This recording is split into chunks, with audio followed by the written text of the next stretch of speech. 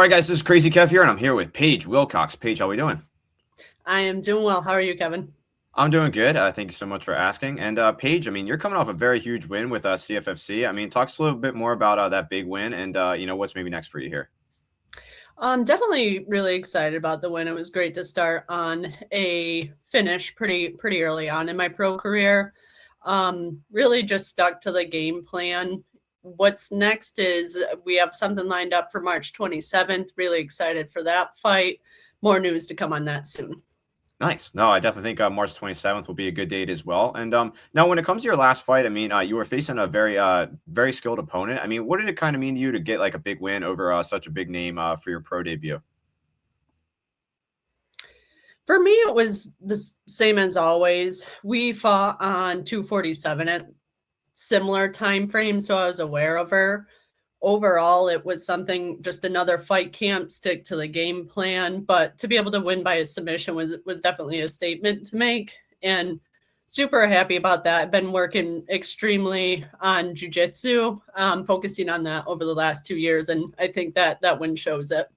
Yeah, no, I definitely think it definitely showed it for sure. You definitely had a big statement win. And now you mentioned 247 a little bit as well. With another interview, you mentioned in 247, sometimes on fight day, you kind of doubt yourself, you doubt your skills. What was your confidence kind of like going into your pro debut? Talk us a little bit more about that. Yeah, one thing when I initially started, I'm only going on about 6 years of training. And a lot of the time, if I'm looking up opponents, they've been training since they were 12, 15 years old. I used to let that get into my head, but after having a handful of opponents in that same position, I have a lot more confidence going into that and just realize that I'm progressing at a much faster rate. Yeah, no, I'm definitely glad everything's been progressing and going well. And now, obviously, you mentioned you have a fight coming up sometime soon. Now, after that fight, I mean, how active are you kind of looking to be in 2026? How many fights do you maybe want to have? I usually aim for 3 or 4 a year. That's been the baseline or standard. Hopefully, we're able to keep that going, and it's pretty similar to that overall. Yeah, no, I definitely think that makes a lot of sense for sure. And now, when it comes to your MMA career right now, I mean, what are maybe some of your goals that you might have in mind for 2026 or just in general?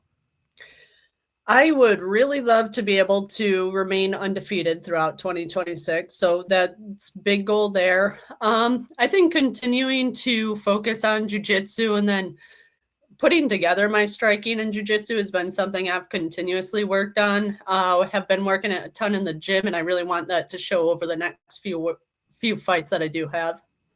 Yeah, nice. No, I definitely I'm looking to I'm definitely looking forward to seeing these improvements. And now with your last fight, I mean, you got that first round finish. I mean, talk a bit more about when you were training and everything. I mean, were you expecting maybe a first round finish? Were you training that rear naked choke? I mean, talk a bit more about that.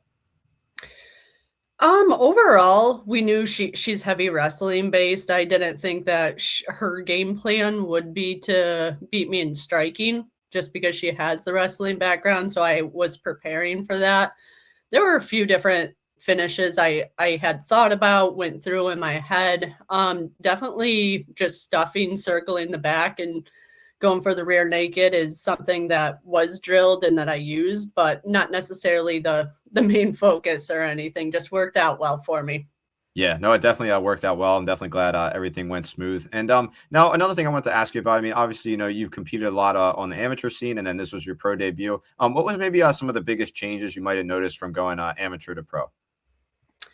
I honestly not much. The time spent on cardio at the pro level, obviously that increased a lot. So definitely have to set aside more hours with the focus in the training camp. But beyond that, for the first fight, there wasn't much of a difference in my opinion. Yeah, no, it's definitely good that everything kind of stayed how it was. And now, obviously, you were training very hard in the gym. Who were maybe some of your training partners that were kind of helping you out for your last fight camp? Yeah, who's there regularly? It's always our three coaches, Alex, James, and Dylan. And then my main training partner just over the last 6 years has been Nathaniel Grubham. He's another pro fighter. Won his last two. So we're on a bit of a rampage moving forward, hopefully. Yeah, no, I'm definitely hope you're on a rampage. That's definitely some good stuff there. And now when it comes to MMA, I mean, talk a bit more about how you kind of got started. You mentioned you've only been training for about 6 years now. I mean, talk to us about some of maybe your first days on the mat and everything like that. Yeah, initially I went to Apex after finishing up with competitive soccer. I played D1 in college for soccer. So my cardio was always there. I walked into Apex and I said I no idea if I'll be good at this. I've never used my hands in a sport. The first 2 years it was definitely more kickboxing based. I had 3 kickboxing fights. There were 2 years I took off for just work. And then when I came back to it, I dove really heavy into the MMA scene and wanted to make sure that I transitioned, had the wrestling and jujitsu base to come beyond that. Nice. No, that's definitely a pretty cool story. And now, when it comes to MMA, do you watch MMA outside of it, like maybe like the UFC or anything? And if so, who are maybe some of your favorite fighters you'd like to watch? I do watch it. I honestly do not watch it anywhere as intently as a lot of the other people at the gym. I try to watch any straw weight that's on. I definitely like some of the shorter guys, so pay attention to Volkanovski. Ilya's been one that's definitely more prevalent now. So really just whatever smaller guys are on, Moreno, uh, Pantoja. So those are the ones that I focus on, someone maybe similar to my height. Yeah, yeah, no, fair enough. That definitely makes a lot of sense. And now with you bringing up Volkanovski, I mean, he's obviously fighting today as well. Do you expect him to potentially win against Diego Lopez in the rematch? I mean, talk a bit more about that. I I don't have a ton of an opinion on there. I hope he does. It's the hope for the small guy or shorter guy at least. He's not small by any means, but Yeah. Right. No, I definitely agree. I definitely hope Volk can pull it off as well. And now another thing I want to ask you about. I mean, obviously, you're a beast and whatnot in the cage, but what do you kind of like to do outside the cage when you're not in here training and fighting?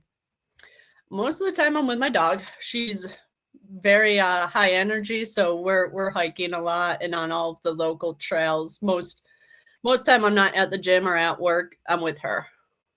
Nice. No, that's definitely some good stuff there as well. And now another thing I want to bring up as well. I mean, with you just starting your pro career, I mean, I know you've been only training for a little bit, but I mean, what are maybe your UFC goals or maybe the next level goals? When do you kind of see yourself potentially reaching the next level? That is hard to say. Definitely something where everybody's goals. I would love to at least make it to the contender series. Realistically, as a female, it seems to be around maybe 5 to 6 wins. If there's no losses are able to set that back. So it is something it can come pretty quick. If I'm able to bang out another 3 or 4 fights over the next year, that it depends a lot on how that is, but definitely hoping to make that transition. For the females, as I mentioned, it comes a little quicker than the guys, so it's a scary and exciting thought at the same time.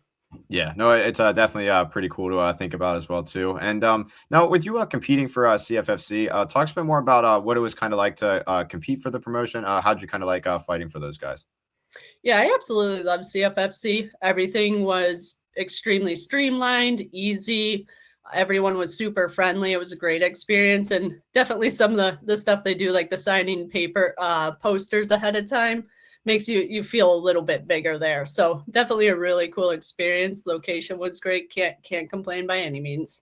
Yeah, no, I'm definitely glad everything's been going smooth with you there. And like I said, I'm definitely looking forward to seeing what's next with you. And Paige, it's been awesome talking to you. I appreciate you taking the time. What's maybe your final message out there to the fans watching this video?